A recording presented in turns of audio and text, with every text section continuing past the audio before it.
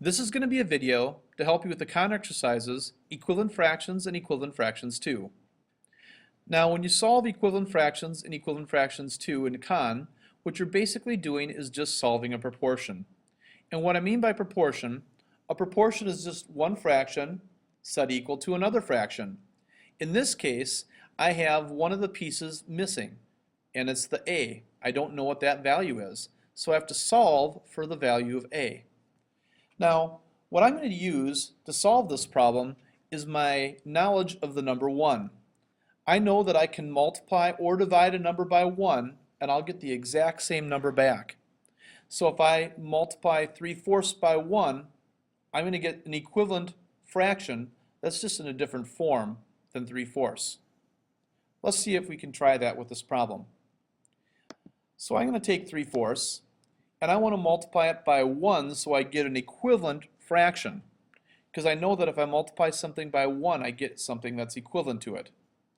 Well, I know that if I multiply 4 by 3 I get 12.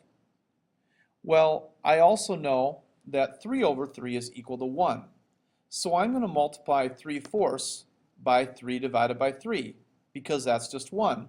And I know if I multiply a number by 1, I'm going to get something that's equivalent to it, or the same thing. So 4 times 3 is going to give me 12, and 3 times 3 is going to give me my value for a. Well, 3 times 3 is just going to be 9. So the answer for the first one is a is equal to 1, a is equal to 9. Let's try the second problem, which is just a little bit more complicated. In this case, I have 90 divided by 63 is equal to 10 divided by b. And again, I know if I divide a number by 1, I'm going to get the same equivalent fraction, just in a little bit different form. So if I take 90, I know I can divide it by 9. I'm going to do the same thing to the bottom number, 63. I'm also going to divide that by 9. So I have 9 divided by 9, which is equal to 1.